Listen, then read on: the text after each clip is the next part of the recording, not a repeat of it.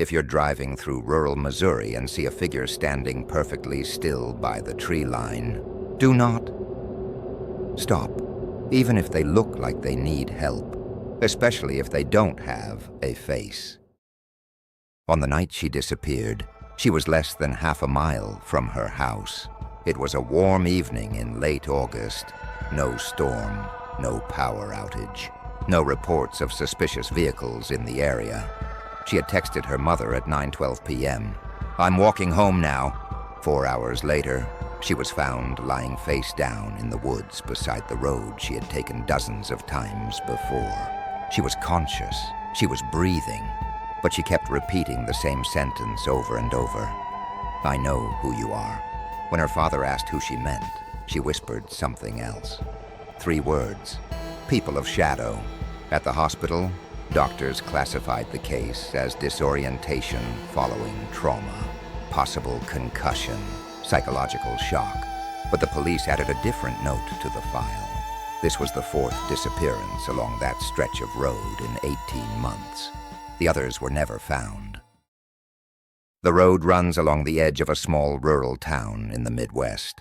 2 miles of uneven asphalt bordered by thick trees and an undeveloped wooded area that locals simply call the Old Timber. There are no streetlights for most of that stretch. Residents avoid walking it at night, not because of crime. There hasn't been a single robbery reported there in years, but because of something else. 3 months before her disappearance, a 27-year-old man went missing after leaving a friend's house around midnight. His car was found parked at the entrance to the same road. The driver's door was open. The keys were still in the ignition. Search teams combed the woods for days. Nothing. 6 months before that, a teenage boy vanished while biking home from a part-time job. His bicycle was discovered lying on its side near the tree line. No signs of struggle, no blood, no footprints beyond his own. The official explanation in both cases was voluntary disappearance or misadventure, but locals began to notice a pattern. Each incident happened within 2 days of a full moon. No one wrote that in an official report, but people talk. The girl who survived, we'll call her Megan, had walked that road many times before. She described feeling uneasy that night before she even reached the wooded section. Not fear, pressure, as if the air had grown heavier. At 9:26 p.m., she said she began hearing what she thought were distant voices. At first, she assumed it was wind moving through the trees, but the sound didn't move. It stayed in one place, and it sounded layered, like multiple whispers overlapping. She stopped walking. The voices stopped too. She told investigators that she felt something then that she couldn't fully explain. Not curiosity, not panic, but compulsion. She stepped off the road and toward the tree line. That decision, she says, did not feel entirely like her own. She remembers the temperature dropping suddenly. She remembers the smell of damp soil. She remembers the moonlight filtering through branches. Then she remembers shapes. Tall, moving faster than the trees should allow. Not solid figures, but distortions. As if darkness itself had separated from the forest and taken form. She described them as hooded, but clarified that she never saw faces, only darker patches within darkness, and eyes. She insists she saw eyes. Red is the word she used at first. Later she said maybe not red, maybe just reflective, like animal eyes caught in headlights. Her heart rate spiked according to her fitness tracker. Data later pulled from her phone shows her pulse climbing from 92 to 167 beats per minute in less than 30 seconds. Then the data stops.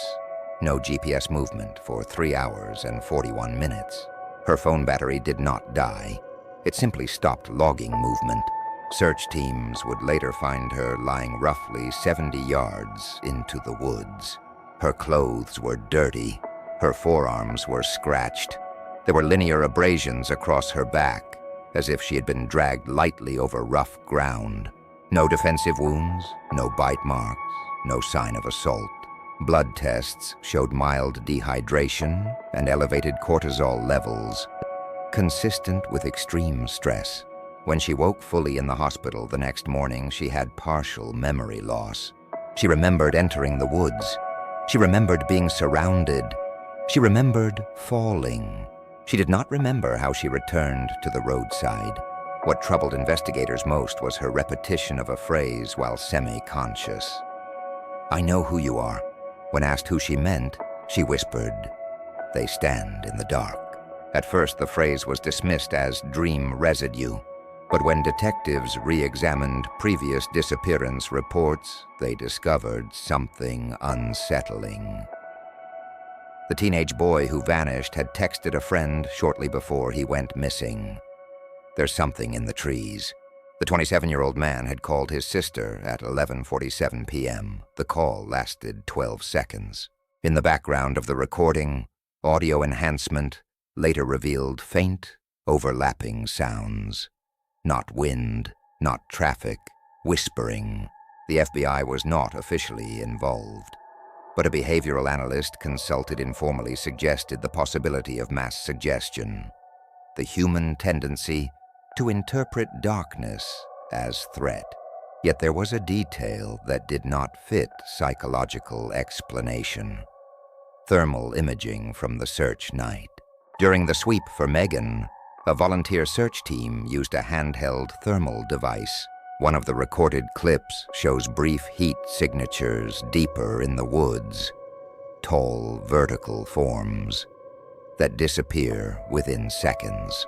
Wildlife was considered, but wildlife does not stand motionless in clusters, and wildlife does not vanish simultaneously. The footage was inconclusive, but it was logged. After Megan's recovery, the road was temporarily closed during late hours. Unofficially, locals stopped walking there entirely during full moon cycles.